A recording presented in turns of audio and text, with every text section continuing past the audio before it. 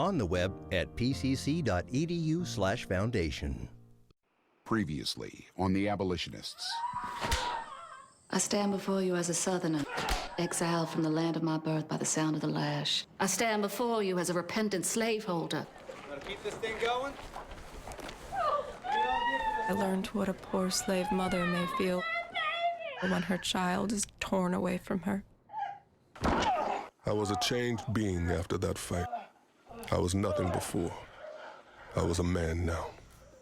My dear Mr. Douglas, join me. I urge you. You have a gift. My plan is to raid the plantations, bring off the slaves, offer them a chance to fight. So the entire state of Virginia will rise up against you. How many slaveholders have you converted? How many slaves have you freed? Is it not strange that Douglas has not written to me since he left me on a bed of illness? Mr. Garrison has seen fit to invade my household and has sought to blast me in the name of my family. What is the mob? What if that mob should burst in upon us and commit violence on our persons? Would this be anything compared with what the slaves endure? Prayers and hymns are fraud, deception, impiety, and hypocrisy. There's not a nation on earth guilty of practices more shocking than the United States at this very hour.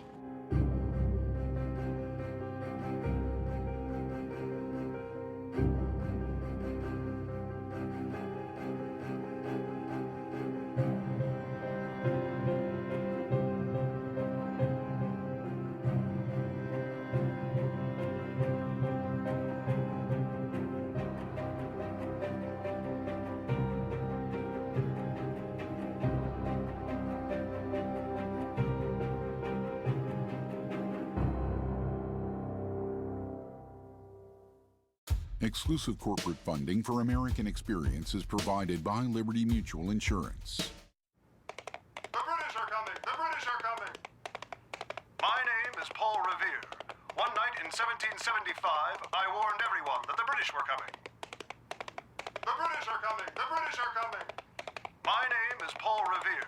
One night in 1775, I warned everyone that the British were coming. There's more to Paul Revere than a midnight ride. Dive deeper into the story of America. Liberty Mutual Insurance, proud sponsor of American Experience. Major funding for American Experience is provided by the Alfred P. Sloan Foundation to enhance public understanding of the role of technology. The foundation also seeks to portray the lives of men and women engaged in scientific and technological pursuit. Major funding for the Abolitionists is provided by the National Endowment for the Humanities. Additional funding is provided by the Arthur Vining Davis Foundations, the Yawkey Foundations, and by Documentary Investment Group member, the Gretchen Stone Cook Charitable Foundation. American Experience is also made possible by the Corporation for Public Broadcasting and by viewers like you. Thank you.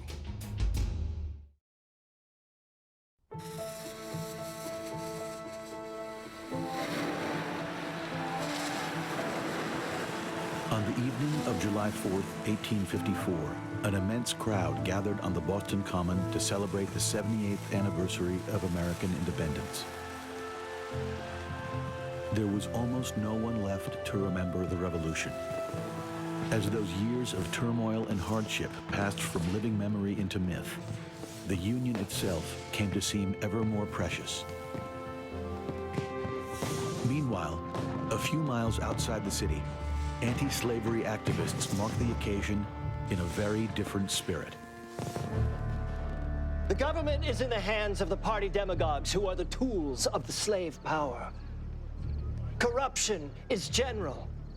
Constitutional restraints are as cobwebs. The representatives are the betrayers of the people. William Lloyd Garrison had been waging war against slavery for 25 years. But tonight, victory seemed inconceivable. Just a few weeks earlier, the President of the United States had sent a massive detachment of federal troops to Boston, all to return a lone runaway slave to captivity. For Garrison, it was yet more proof that the Republic itself had been corrupted at birth, its original sin implanted in a founding document written largely by slaveholders. And this The Constitution of the United States of America is the source and parent of all the other atrocities, a covenant with death and an agreement with hell. So perish all compromises with tyranny. And let all the people say, Amen. Amen. Let all the people say, Amen. Amen. Let all the people say, Amen. Amen.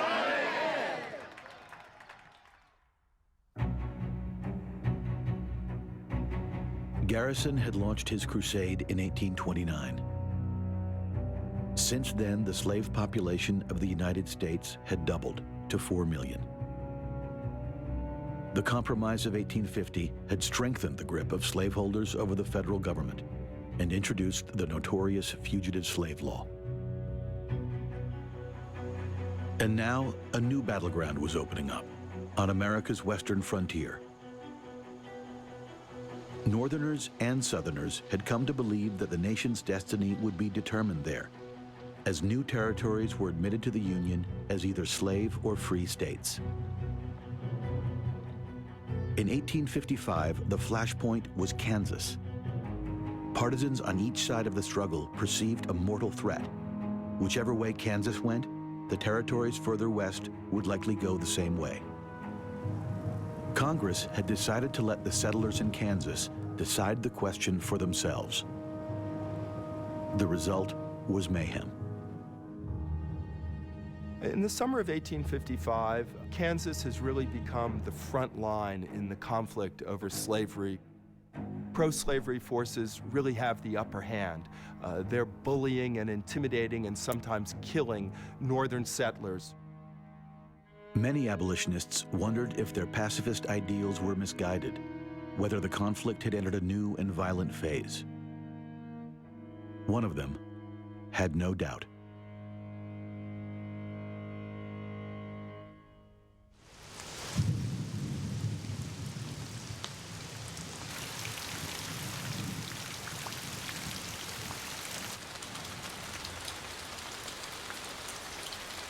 John Brown had never put much stock in Garrison's talk of peace and persuasion.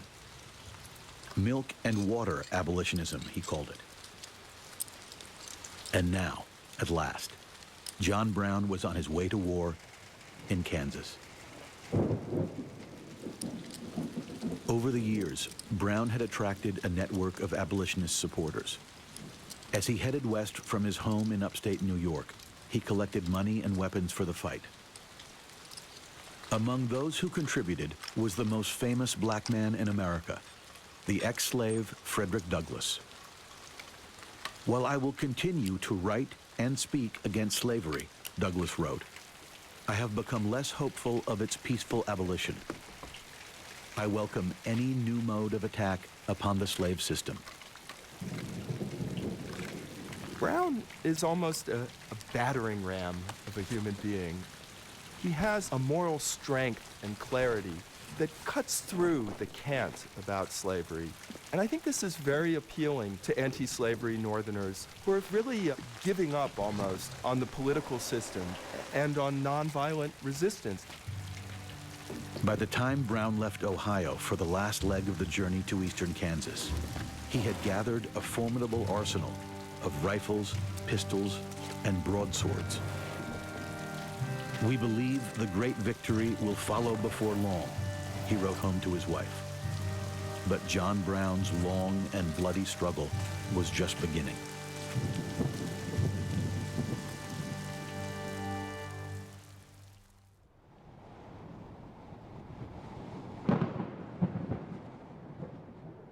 On the 21st of May, 1856, a posse of 800 Southerners surrounded the free soil capital of Lawrence, Kansas. They flew a blood-red flag on which was inscribed, Southern Rights. Over the course of the day, they sacked the town while the inhabitants fled. News of the guerrilla war flaring in Kansas became the talk of the nation. Northerners began sending clothing and food to the embattled free soil settlers. In Washington, anti-slavery Senator Charles Sumner decried the spread of slavery to Kansas and accused Southerners of raping and plundering the Virgin Territory. South Carolina Congressman Preston Brooks took offense. On the floor of the United States Senate, Brooks beat Sumner with the gold head of his heavy cane as Sumner struggled to free himself from his desk. Finally, blinded by his own blood, Sumner collapsed into the aisle and lost consciousness. Brooks continued beating him until his cane broke. Sumner would never fully recover. Newspapers across the South celebrated the assault. But when news of the incident reached John Brown's encampment in Kansas, he and his followers were enraged. When someone urged caution, Brown replied, "Caution, caution. It is nothing but the word of cowardice."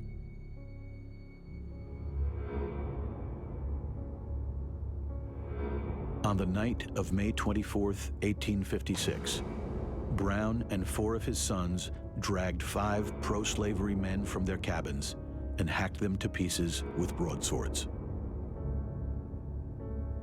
Brown is not simply evening the score in Kansas. He's really also trying to strike terror into the hearts of pro-slavery settlers. This is God's punishment. This is not the punishment of man. They're not going to be hung. They're going to be murdered. They're going to be butchered, because that's Old Testament retribution.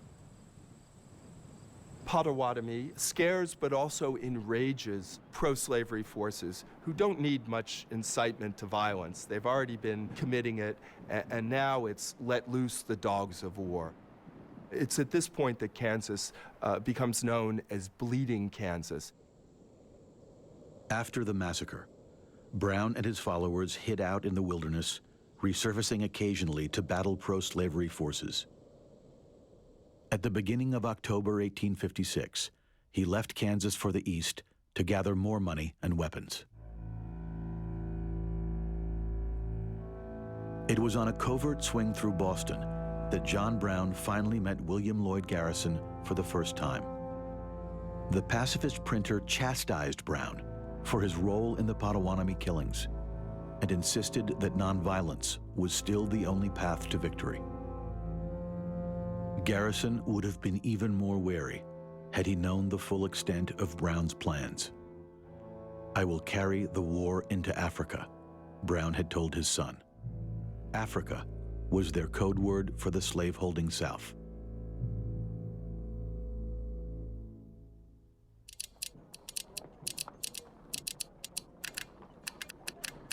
On the morning of March 7th, 1857, the papers brought stunning news. Out of the blue, the Supreme Court had radically altered not just the battle over slavery, but the status of every black person in America. The case had seemed inconsequential. A Missouri slave named Dred Scott wanted the court to set him free because his master had taken him to live in Illinois and then Wisconsin territory, where slavery was illegal. Chief Justice Roger Taney saw the case as an opportunity to settle the question of slavery once and for all. In a sweeping decision, Taney ruled that Congress had no authority to prevent the spread of slavery to the territories. Most ominously for free blacks like Frederick Douglass, Taney wrote that blacks were so far inferior they had no rights which the white man was bound to respect, and that any free black might lawfully be reduced to slavery for his benefit. The Dred Scott decision had the potential to legalize slavery everywhere in the United States. In effect, it turns the entire country into a slave nation. So many abolitionists after Dred Scott said, "You see, we've been telling you for decades that there's a slave power conspiracy out there of presidents, Supreme Court members, of Congress people, of bankers, of ship owners to not only preserve but expand this system of slavery until it dominates every aspect of American society and economy. And now here's the Supreme Court saying slavery has an eternal future in the United States.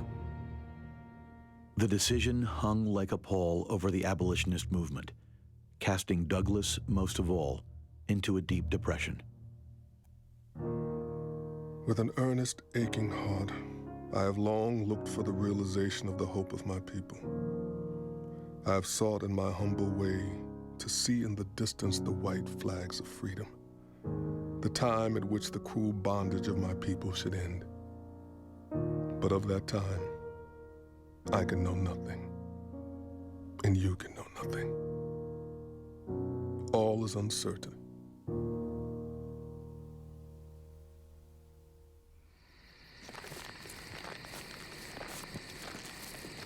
It was with a sense of foreboding and hopelessness that Frederick Douglass responded to an urgent summons in August of 1859 from his old friend, John Brown.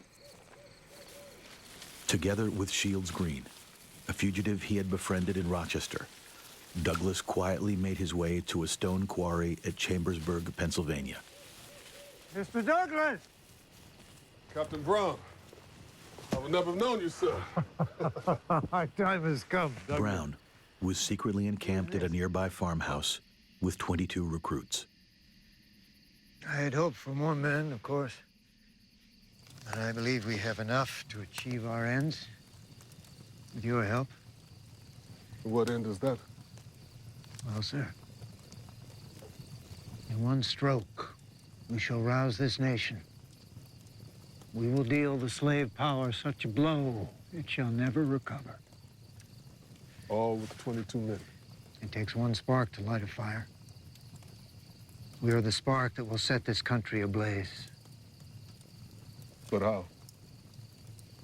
The armory at Harper's Ferry. Good Lord, man.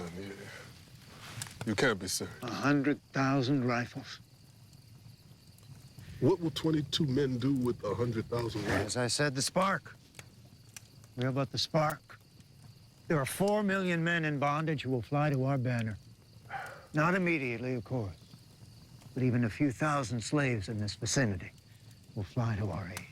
Douglass expected Brown to unveil a mission to free slaves and funnel them north along the mountains to freedom. But when he gets to this stone quarry, Brown presents a very different plan. I know. My friend, I have been over this 1,000 times. I can assure you. And I can assure you that you'll be walking into a perfect steel trap. He's talking about invading the South and occupying the South and taking over the South. You know, sort of building this republic out 1 mile at a time, and that republic is going to be a new country. It will kill you. And it will serve no purpose. There'll be a bloodbath. Without the shedding of blood, there's no remission of sin, Douglas. Douglas spends 2 days trying to convince John Brown not to raid Harper's Ferry. Brown spends the same amount of time trying to convince Douglas to go to Harper's Ferry with him to be his right-hand man. My friend, the world will remember what we do here. How do you want the world to remember you? How do you want your children to remember you? I don't want them to remember me as throwing my life away for nothing. Captain, it pains me more than you'll know to leave you. Mr. Green, you've heard Mr. Brown. What will you do? I believe I'll go with the old man. Come with me, Douglas.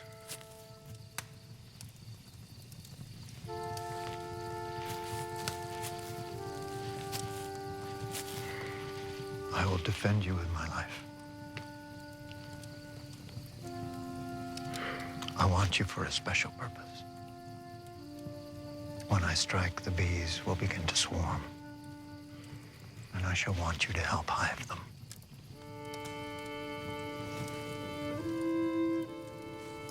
Frederick Douglass returned home alone. The decision to leave Brown would haunt him for the rest of his life.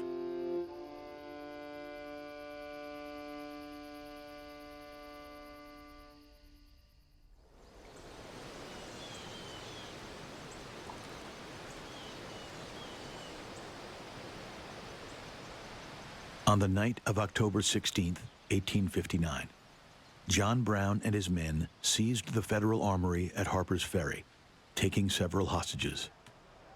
But over the course of the following day, they were overwhelmed, as every able-bodied man in the area grabbed a gun and raced into town. Within 24 hours, half of Brown's men were dead or dying.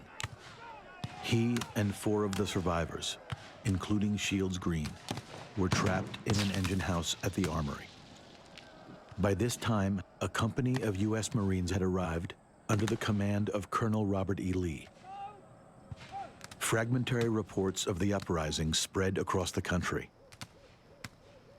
In Boston, William Lloyd Garrison wondered whether Brown was involved. In Philadelphia, Frederick Douglass knew all too well. It so happened that I was speaking to a large audience in National Hall. The announcement came upon us with the startling effect of an earthquake. It was something to make the boldest hold his breath. The sensation Douglass felt at that moment is, oh God, what comes now? Oh God, they'll be after all of us. What sort of bloodbath may flow from this? His own life was at risk now. At dawn, the Marines stormed the engine house, capturing Brown and his surviving men. Investigators seeking a link to the abolitionists found what they needed in Brown's papers: an innocuous note signed by Frederick Douglass 2 years earlier, inviting Brown to dinner. It was all they needed. Douglass suddenly becomes the most wanted man in the United States.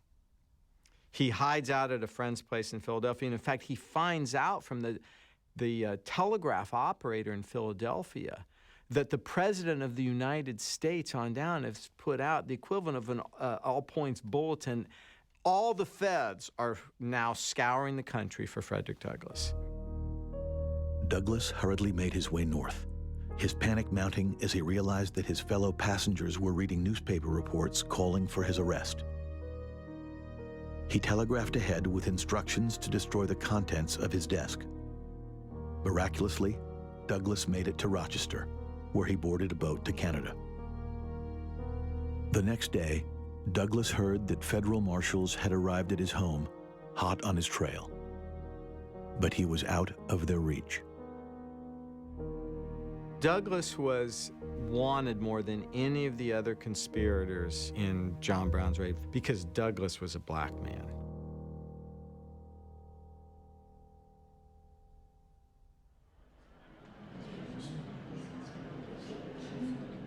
John Brown was almost killed when the Marines stormed the engine house.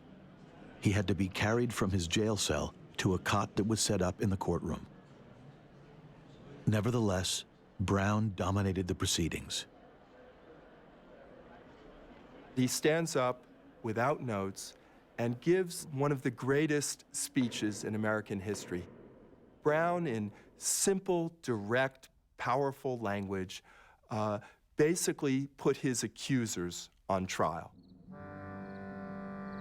Had I interfered in behalf of the rich, the powerful, the intelligent, the so-called great, every man in this court would have deemed it an act worthy of reward rather than punishment.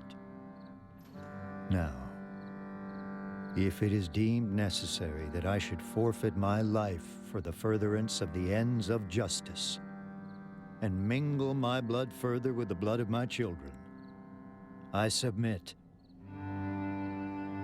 Shields Green and the other captives had already been sentenced to hang. There could be little doubt that Brown would follow them. From his jail cell, Brown kept up a stream of correspondence and interviews which were breathlessly reported throughout the North. This guy's just led a raid to destroy slavery. They've killed people, and not the first people he's killed, and he's suddenly become famously depicted in art wearing these sort of evening slippers with this long, peaceful old patriarch beard, and he's the abolitionist grandfather you wish you had. Brown was absolutely a genius at working the press, at giving interviews, at talking to people, and turning himself into as fully committed a Christian sacrificial lamb on the altar of slavery as he could possibly be. You have the Northern establishment, every newspaper saying, this guy's a hero, he's a saint. How can Southerners look at that and say, oh, these guys are good negotiating partners, we're gonna be able to sort the slavery problem out? What Brown has done ultimately is just to expose the depth of the divide between North and South. And after that point, that divide can never be bridged.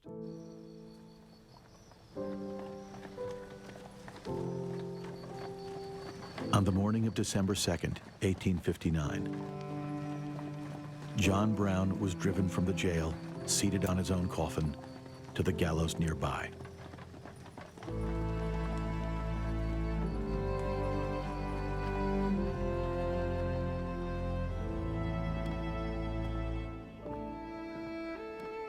The evening of Brown's execution, 4,000 people crowded into Boston's Tremont Temple. Most of them had come to hear William Lloyd Garrison. Garrison has to resolve this tension between clearly unapologetic armed resistance and strategy and maneuver with pacifism and moral suasion. And you can see, or we can hear in that speech that he gives, he is truly like a boat in rough sea. He's just rocking back and forth. I have labored unremittingly to effect the peaceful abolition of slavery by an appeal to the reason and conscience of the slaveholder.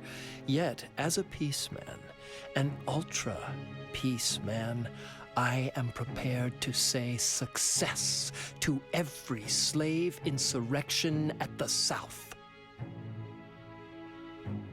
When he started his abolitionist campaign as a printer, one could still hope in the early 1830s that maybe arranging types in a case, stringing words together into sentences, publishing articles against slavery might persuade the nation to rid itself of slavery.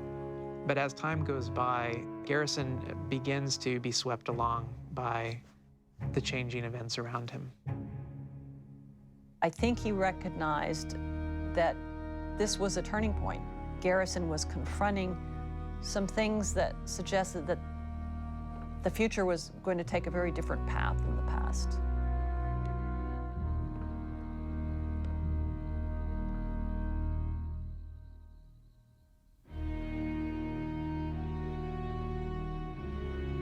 Frederick Douglass returned to the United States in the spring of 1860, after Congress decided not to pursue Brown's accomplices for fear of creating more martyrs. When he arrived, he found the country embroiled in a presidential campaign unlike any other. The old political alignments had been destroyed by the argument over slavery, and the election was tilting to the candidate of a new party, Republican Abraham Lincoln. Douglass recognizes the Republican Party for what it is. It's not an abolitionist party. It's a free soil party committed to the non-extension of slavery. He still sees that as an enormous triumph for the abolitionist movement. Douglass took hope in Lincoln's candidacy and publicly endorsed him. Garrison was too wary of politics to get involved, but he did meet quietly with one of Lincoln's emissaries. William Herndon assured him that he and Lincoln were working to the same end. The Republican didn't want Garrison's endorsement. In fact, any connection to the controversial printer would be political poison. But all the same, Garrison's continued radicalism would be a great help in paving the way for a moderate anti-slavery Republican. Garrison maintained his distance, but like every abolitionist, he wondered where all this upheaval would lead.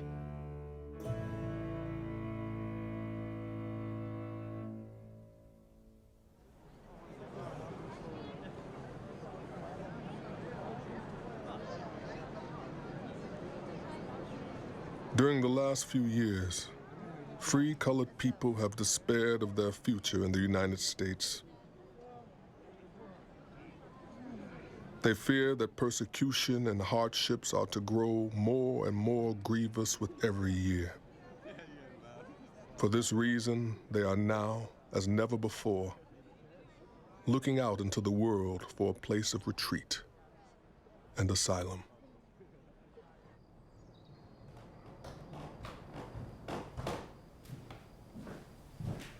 In November of 1860, Abraham Lincoln was elected president without carrying a single slaveholding state.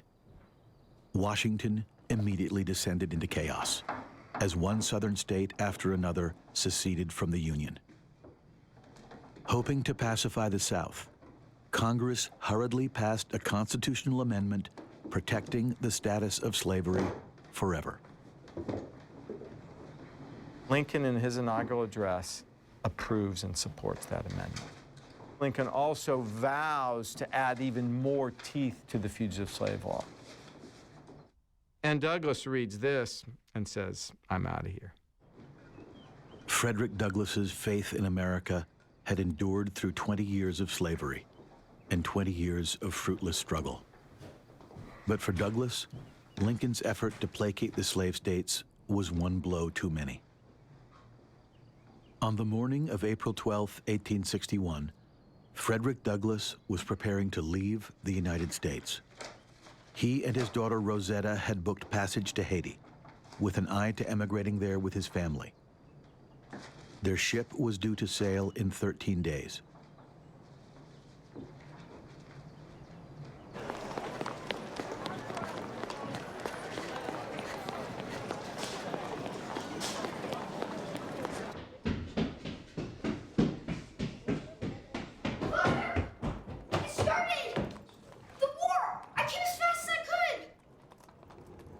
What are you talking about?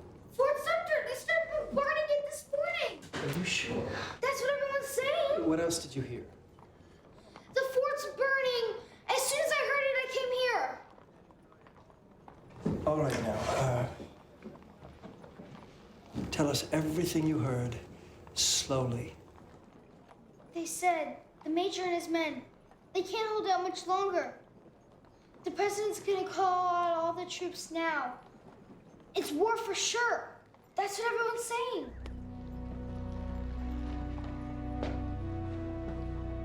The role that abolitionists played in the build-up to the Civil War was absolutely crucial. Without the abolitionists, the Civil War would not have occurred. Without the abolitionists, I think one could say that slave owners would have turned the entire United States into slave country. That was what they wanted. Once the firing happens on Fort Sumter, Garrison wraps himself in the flag. And like practically every other abolitionist, endorses the war for the Union as a war to eliminate slavery. Garrison, like everybody, like Douglass, like all the people that have been in tremendous conflict with each other before the war, are in a sense reunited in the war for the Union. Civil war has at last begun. A terrible fight is at this moment going on between Fort Sumter. Frederick Douglass canceled his trip to Haiti. We shall stay here and watch the current of events and serve the cause of freedom and humanity in any way that shall be open to us.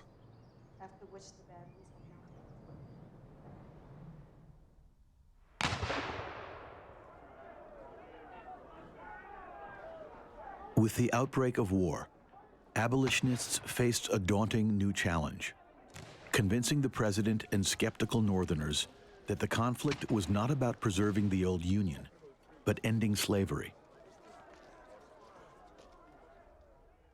At last, the squabbling abolitionist factions came together again, including, above all, Frederick Douglass and William Lloyd Garrison. "Whatever political or personal differences have divided us," Douglass wrote, "a common goal makes us forget those differences and strike at the common foe." For the first time in years, Douglass and Garrison appeared together in public, and Angelina Grimke re-emerged after 20 years' absence to form a women's league.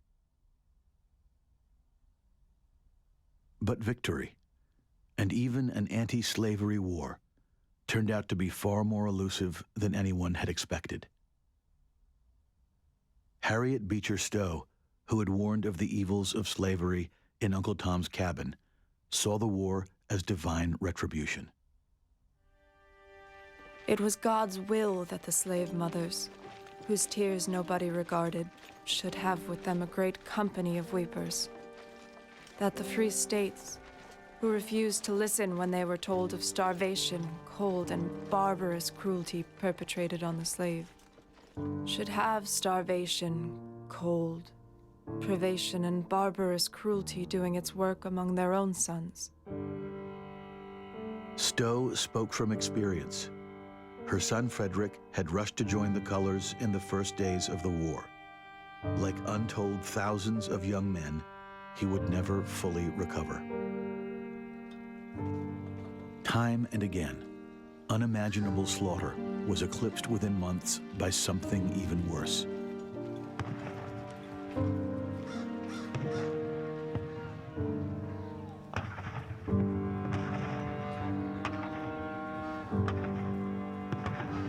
The abolitionist argument is that all of this blood and treasure is going to be wasted unless slavery dies. And more and more and more as the war goes on, it's a realization that many, many Northerners come to share. Through it all, Lincoln seemed immovable. "My paramount object in this struggle is to save the Union," he announced in August of 1862, "and is not either to save or destroy slavery."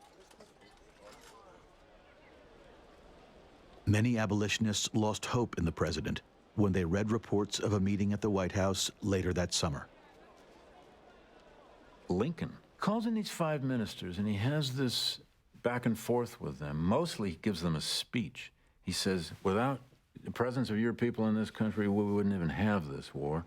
He tries to recruit these black men to lead efforts to colonize black folk out of the United States. Lincoln basically says to them, this is a single-race country. The best hope for your people is going to be outside of this country. For William Lloyd Garrison and Frederick Douglass, it was the last straw. Just God, what but the meanest selfishness stimulates this scheme? President Lincoln's education with and among the white trash of Kentucky was most unfortunate for his moral development, so that there seems to be nothing elevated and noble in his character. Mr. Lincoln is a genuine representative of American prejudice and Negro hatred, and far more concerned with the preservation of slavery than for any principle of justice and humanity.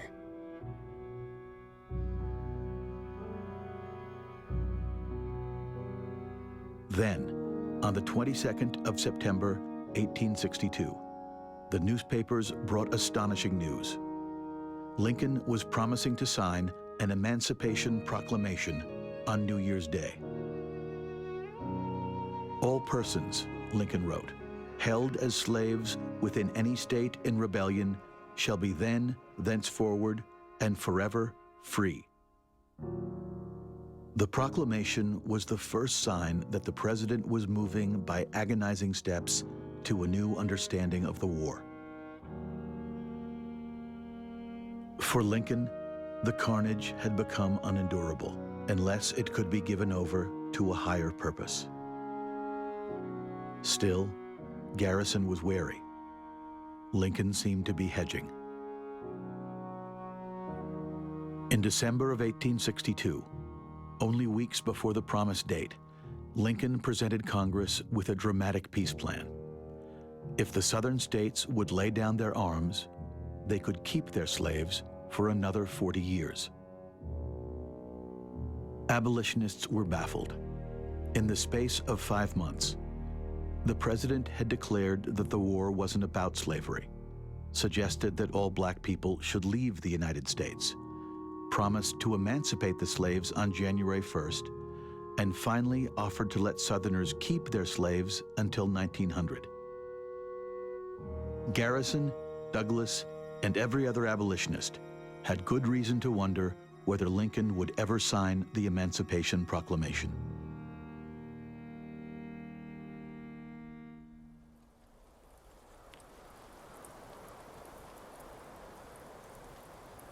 New Year's Day, 1863, was an anxious vigil. Tense with anticipation, Boston's abolitionists made their way to 2 gatherings. At the music hall, William Lloyd Garrison and Harriet Beecher Stowe attended a concert with some of the city's most distinguished figures. Boston's black citizens poured into Tremont Temple to listen to speakers and sing hymns. But Frederick Douglass, the man everyone had come to hear, didn't say much of anything at all. 9 o'clock became 10, and then 11, and still there was no word. Douglass remembered being unable to listen to the speakers as he kept his eye on the door. Finally, near midnight, a messenger rushed onto the stage. Lincoln had kept his word. Every enslaved person in the South was then, thenceforward, and forever free.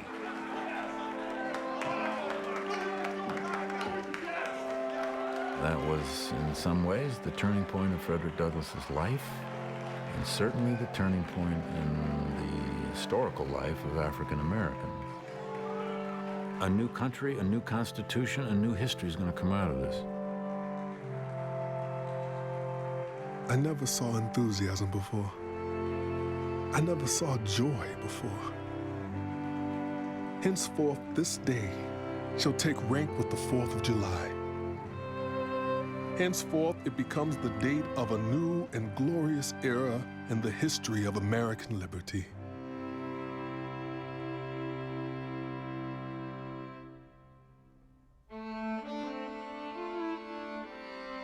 With the signing of the Emancipation Proclamation, the war merged with the abolitionist cause. But the Union had to win, or the proclamation would mean nothing. The proclamation had included an unexpected clause. At last, black men could enlist in the armed services of the United States. As Douglass said, Lincoln's paper proclamation must now be made iron, lead, and fire. Douglass enlisted 2 of his sons. And even William Lloyd Garrison, the ultra-peace man, allowed his firstborn to join the colors. The Civil War moved Garrison farther and farther away from that abstract devotion to peace principles and pacifism that he had held through the years. When Garrison is forced to choose, he chooses abolition over his peace principles. For Douglass, what better symbol of democracy and of racial equality is there in the United States is if the federal government arms and gives uniforms to black soldiers and tells them to kill white men. The one-time radicals were no longer outsiders. Garrison, Douglass, and Stowe would each meet the president at the White House. Each gave him their heartfelt support. Suddenly, abolitionists are looking prophetic. they seem now to be having had anticipated all of these things that are happening. And abolitionists are accorded a newfound respect that they had never experienced before. But victory was nowhere in sight. The slaughter of the first 2 years of war was but a prelude. Hundreds of thousands of men, white and black, would be swallowed up in the abyss. Yet for Douglass, Garrison, and Stowe, for millions of slaves and millions of their white brethren, all of the suffering finally had a new meaning. Victory meant abolition. If we fail, we shall go down as we deserve to go down, as a warning to all other nations which shall come after us. But if we succeed, our glory as a nation will be complete. Our peace will flow like a river, and our foundations will be the everlasting rocks.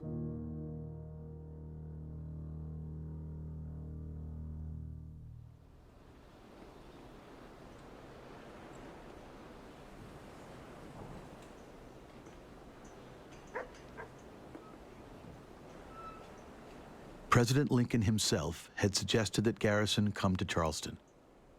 The editor was overwhelmed as he walked among the ruins of the once gracious city. The news of Robert E. Lee's surrender at Appomattox came the day of Garrison's arrival. The war was over. It had been 4 years to the day since federal troops evacuated Sumter. Lincoln thought Garrison should have the honor of helping raise the flag over the reconquered fortress. At Fort Sumter, Garrison reminisced about the 30-year anti-slavery struggle, marveling at the transformation that had taken place. His reservations about Lincoln had vanished entirely. Either he's become a Garrisonian abolitionist, Garrison said, or I have become a Lincoln emancipationist. For we blend together, like kindred drops, into one. For his part, a few days earlier, Lincoln had told an admirer that he had been only an instrument in the anti-slavery struggle. As he put it, the logic and moral power of Garrison and the anti-slavery people had done it all.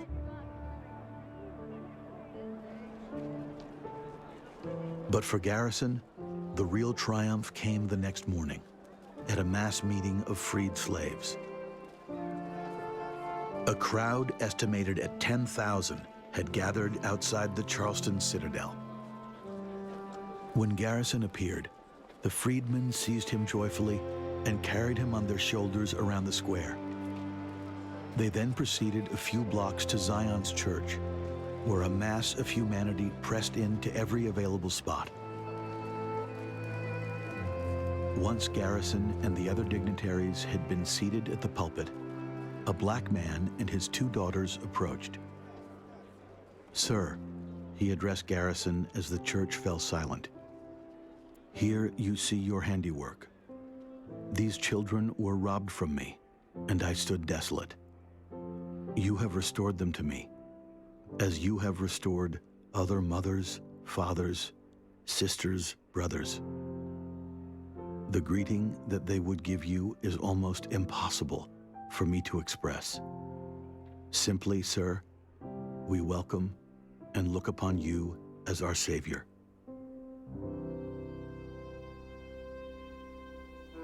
I have been actively engaged in this work for almost 40 years, but I never expected to look you in the face. Never supposed you would hear of anything I might do in your behalf.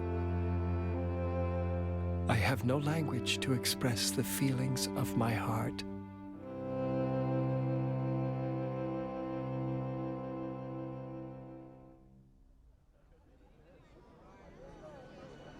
Lincoln's Emancipation Proclamation had freed the slaves, but it hadn't outlawed slavery itself anywhere. That could be accomplished only by amending the Constitution. In December of 1865, The United States was finally cleansed of its original sin when the 13th Amendment was added to the Constitution, banning slavery in all the states forever.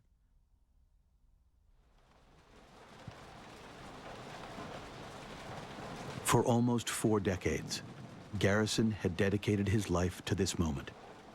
He had created a movement, had led it through every adversity without wavering. The Liberator had become not only the most influential voice of abolition, but the symbol of its tenacity. 1,803 issues, every one set by hand, most by Garrison's own. And this, Garrison felt, was a fitting occasion to print the last. The post-war years would be hard. Garrison, Douglass, and their kindred spirits protested in vain as Northern and Southern whites conspired to keep the emancipated slaves in a condition almost indistinguishable from slavery. But nothing could entirely erase the change that had taken place in American life.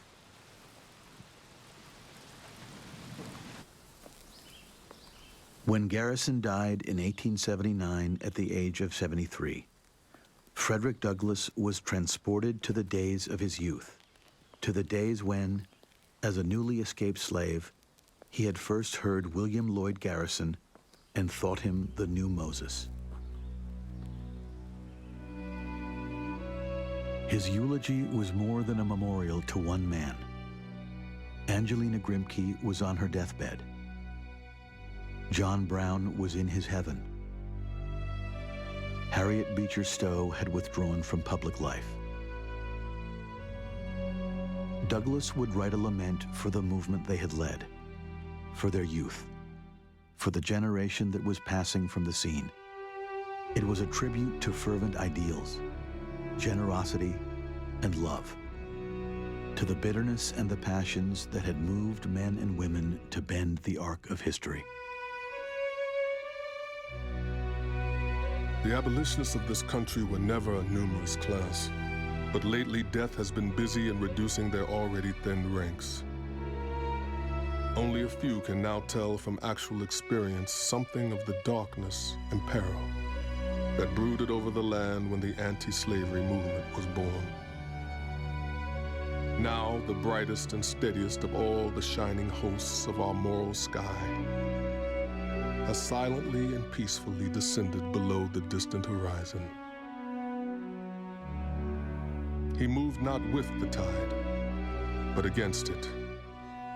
He rose not by the power of the church or the state, but in bold, inflexible, and defiant opposition to the mighty power of both. It was the glory of this man that he could stand alone with the truth and calmly await the result. Now that this man has filled up the measure of his years, now that the leaf has fallen to the ground as all leaves must fall, let us guard his memory. Let us try to imitate his virtues and endeavor, as he did, to leave the world freer, nobler, and better than we found it.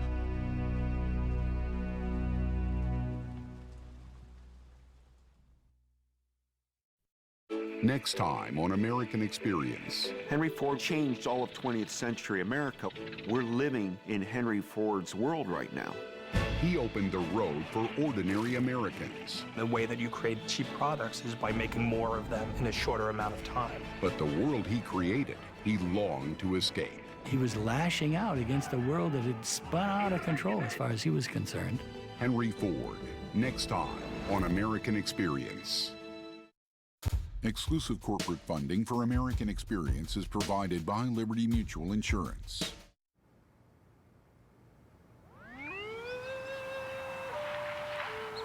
I'm Sacagawea. I helped Lewis and Clark discover the West.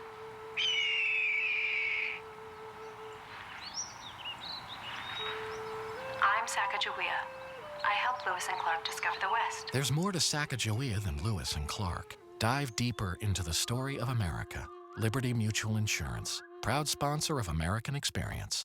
Major funding for American Experience is provided by the Alfred P. Sloan Foundation to enhance public understanding of the role of technology. The foundation also seeks to portray the lives of men and women engaged in scientific and technological pursuit. Major funding for the Abolitionists is provided by the National Endowment for the Humanities. Additional funding is provided by the Arthur Vining Davis Foundations, the Yawkey Foundations, and by Documentary Investment Group member, the Gretchen Stone Cook Charitable Foundation.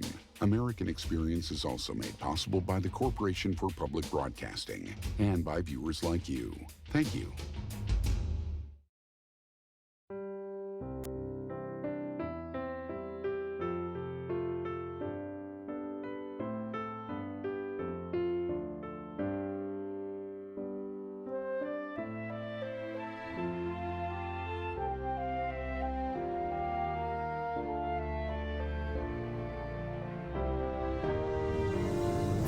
There's more American Experience online at pbs.org, where you can find out how to join the discussion on Facebook and Twitter. American Experience, The Abolitionists, is available on DVD. To order, visit shoppbs.org or call 1-800-PLAY-PBS. American Experience is also available for download on iTunes.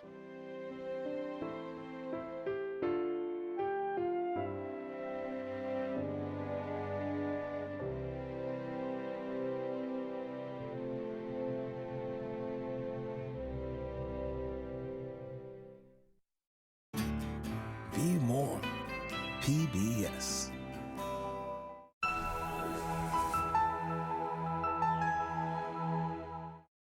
Portland French Bakery, a locally owned and operated business committed to supporting our community and the Northwest. The Portland Community College Foundation, where opportunity happens with community support. On the web at pcc.edu/foundation. On Frontline. Fraud and potential criminal conduct were at the heart of the financial crisis. Titans of Wall Street. No one going to jail, no one held accountable. Too big to jail. Isn't that fraudulent? Yes. Frontline investigates the untouchables. Join us next here on OPB.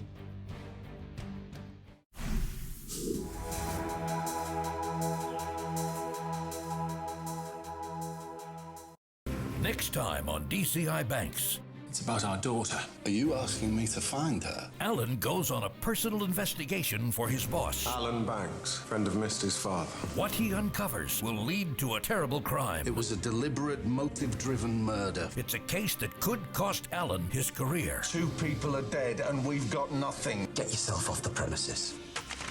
DCI Banks. Friday night at 9 here on OPB. For 60 years, iconic broadcaster David Attenborough has been our guide to the natural world. I can see its tail just under my boat here, and it's coming up there! And who would believe how much our world has changed? Witness the evolution of wildlife filmmaking. Who could have dreamt that it would have been possible to be sitting alongside one?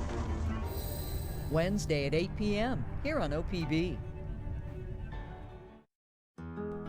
Outstanding programs on OPB are supported by a generous gift from the Robert D. and Marcia H. Randall Fund for Lifelong Learning.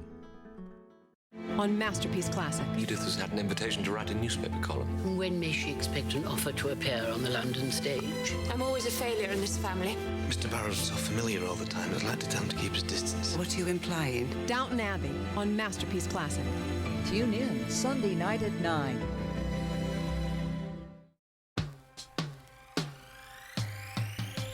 OPB and Oregon Field Guide have long been the place where people come to explore the beauty, the adventure, and the challenges of this place we call home.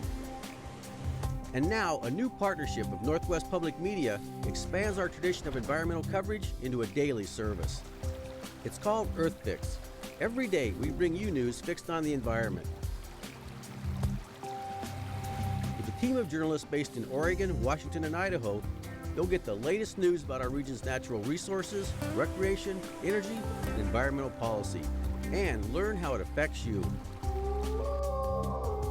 Find our stories on the radio, on television, and online with daily updates, fascinating video, and intriguing online coverage at earthfix.opb.org. EarthFix, news fixed on the environment.